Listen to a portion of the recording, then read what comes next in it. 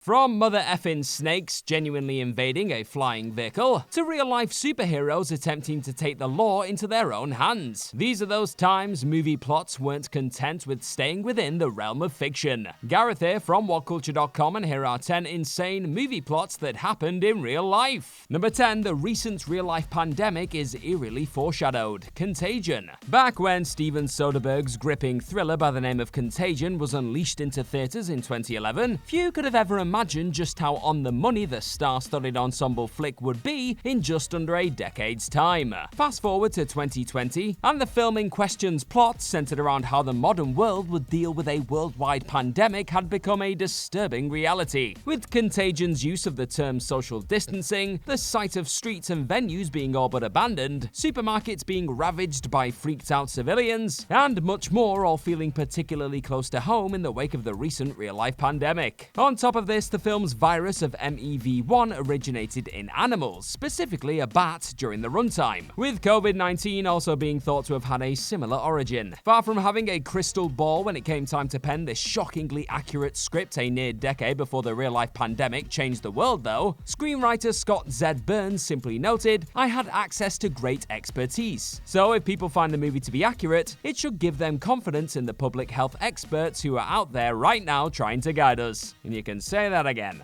Number 9. National Geographic really went up.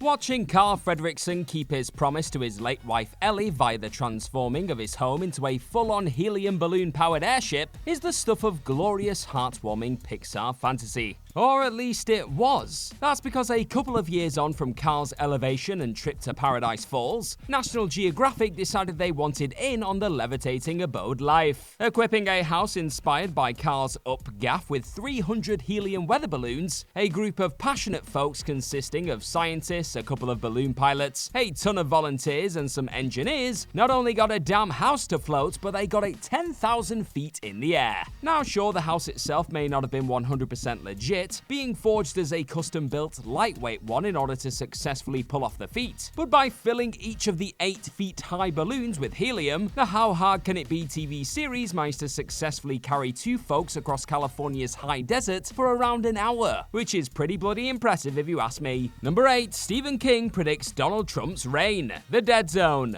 Stephen King very much sensed all the way back in 1979 that the concept of a ruthless businessman unexpectedly rising through the political ranks and amassing a loyal following thanks to their eccentric ways and controversial speeches could one day become a reality. And while the iconic author would admit that he didn't think his novel The Dead Zone, that would later be adapted for the big screen in 1983, specifically predicted how Donald Trump would find a way to captivate the masses to the point of becoming the US president when forging the egomaniacal character of Greg Stilson, he would note to Now This in 2019, "If that reminds people of Trump, I can't be sorry because it was a character that I wrote. It was a boogeyman of mine and I never actually wanted to see him on the American political scene. But we do seem to have a Greg Stilson as President of the United States." And King would once again allude to both Stilson and Trump being cut from the same cloth back in 2016 on Twitter too, posting that populist demagogues like he who must not be named aren't a new thing. See The Dead Zone, published 37 years ago. Number 7. The birds descended on Australia. The birds. While it didn't appear as though anyone found themselves desperately trying to evade many a savage pecking or dive bomb from up high, a clip uploaded to social media last year very much felt like something clipped straight out of Alfred Hitchcock's The Birds. With that feather-stuffed horror thriller seeing flocks of birds descend on helpless civilians for unexplained reasons, the sight of hundreds of cockatoos gathering in a town in Australia in 2021 was enough to leave many feeling as though Hitchcock's frightening piece of fiction was on the cusp of becoming a spooky reality. Comments below said TikTok clip of many a cockatoo calling the residential area home seemed to suggest their original habitat and trees could have been destroyed in order to make way for the houses that currently dominate the area. But even if this particular assembling of a simply stunning amount of birdies comes equipped with a more logical explanation, there's no escaping the fact it must have felt like Aussie civilians had wandered straight into a beak-boasting nightmare upon trying to retrieve their post that morning. Number 6. A powerless superhero attempted to kick ass.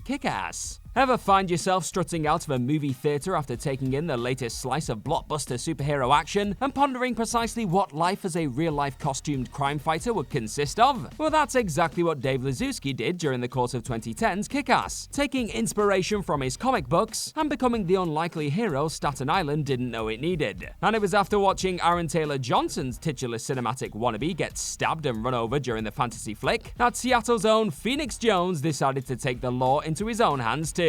Around a year on from Kick-Ass's release, an MMA fighter decked out in a black and yellow costume was found spending his time cleaning the streets with some pals, disrupting crimes and alerting the police when trouble was on the horizon. Yet much like the green and yellow crime fighter seen on the big screen, Phoenix Jones was regularly condemned by the police for his interventions. That still didn't stop him continually making his presence known on the streets of Seattle, mind. Number 5, a Santa Claus robbed a mall. Bad Santa. It turns out that the visual of a fed-up Billy Bob Thornton donning the legendary red and white suit, before eventually stealing from many a shopping mall in 2003, inspired a real-life Bad Santa to do the same. Though it wasn't confirmed whether this particular festive thief was employed as a department store Father Christmas at the time of the robbery in question, a person very much kitted out in the unmistakable costume opted to walk out of an Australian Westfield shopping centre with the contents of a safe, according to police on the scene. And while this Christmas Day 2012 stealing Santa also didn't appear to be allied with a foul-mouthed snowman/elf partner, they did at least entirely commit to their own Claus getup, decking themselves out in a thick white beard to hide their facial features, white gloves to likely keep their fingerprints from lingering at the scene of the crime, and even a red bag that assumedly boasted the stolen loot in question. 'Tis the season and all that. Number 4, two pals took their dead pal out on the town. Weekend at Bernie's. Though most folks would like to think that they react in a logical and reasonable manner in the wake of discovering a beloved pal had unfortunately passed away out of the blue, there are those who find themselves taking inspiration from Weekend at Bernie's instead. Similarly to the events that go down in the 1989 black comedy, which sees a pair of young employees discover their boss is dead at his home before proceeding to maintain the facade of him actually still being among the living, Jeffrey Young decided to take his recently deceased mate out on the town back in 2011. Accompanied by pal Mark Rubinson, the gang used their dead mate's credit card to fund one last hurrah for the Corpse & Co. Said evening saw them venture to Teddy T's Bar and Grill for a few beverages, pick up some nachos at Viva Burrito, and then finally hit Shotgun Willie's show club for a lap dance. Now the pair did eventually report their mate's death, it must be said, though this act only came 5 hours after discovering his lifeless body, and using his debit card to fund their $400 spree on the town. Needless to say, the two were arrested for abusing a corpse, identity theft, and criminal impersonation before being released on bond. Number 3, snakes actually invaded a mother effing plane. Snakes on a plane. In the time since Samuel L. Jackson uttered his immortal statement of, "I've had it with these mother effing snakes on this mother effing plane," during 2006's action thriller Snakes on a Plane, no less than 2 real-life incidents of the titular reptiles causing chaos on a plane have made their way into actual existence. January 2017 saw an Emirates flight from Oman to Dubai grounded after a serpent was discovered in the cargo hold by baggage handlers. And a few months earlier in 2016, a commercial flight in Mexico went one better as a green snake found its way into the cabin after dropping down from an overhead luggage compartment. Sure enough, that latter scenario very quickly resulted in folks bolting up and trying to distance themselves from the unexpected visitor. But as passenger Indalecio Medina would note on the back of the startling discovery, it was a frightening situation, but people remained calm because it didn't get out of that space and nobody became hysterical. That plane thankfully touched down some 10 minutes later, and all without having to call upon Sam Jackson to save the day. Number 2, one bride ran out on multiple weddings. Runaway bride.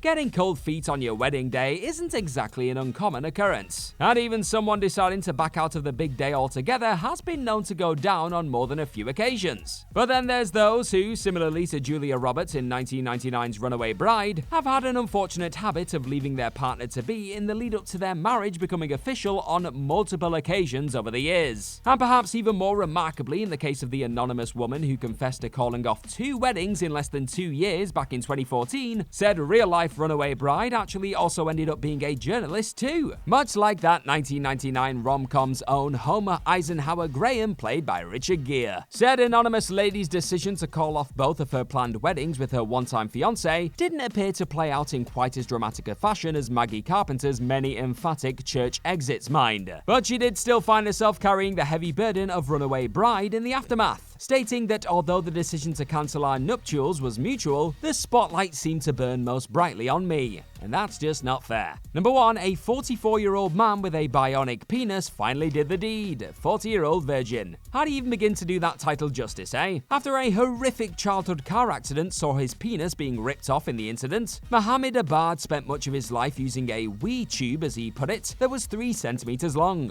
As expected, the horrendous event resulted in Abad not being able to even consider having sex for decades, revealing I avoided girls entirely just because I didn't want to put myself in that situation. Understandably so. But then at the age of 44, the Scottish security guard finally lost his virginity in 2016 on the back of being fitted with an 8-inch state-of-the-art bionic penis a few years earlier. Yep, you heard that right. Though the Steve Carell starring the 40-year-old virgin didn't quite follow the exact same narrative as the real-life story experienced by Abad, which culminated in the latter losing his virginity to a sex worker who happily waived her fee, Mohammed still found himself feeling similar frustrations to the ones felt by Andy Stitzer throughout the 2005 comedy. Yet this real-life take on the 40-year-old virgin thankfully also had a similarly happy ending too, with Mo getting over a malfunction on the first attempt at using his new penis, and then spending nearly 2 hours performing his first deed, which left sex worker Charlotte Rose feeling impressed, as she put it. What a guy. And that's our list. Know of any other insane movie plots that happened in real life? Let us know all about them in the comment section right down below, and do not forget to like, share, and click on that subscribe button while you're at it. Also, if you like this kind of thing, head on over to whatculture.com and find some more incredible articles just like the one this video you're watching right now is based on. I've been Gareth from whatculture.com. Thank you as always for clicking on this lovely video today. Hopefully I'll see your fantastic faces very, very soon, but in the meantime, be good to yourself. Bye bye!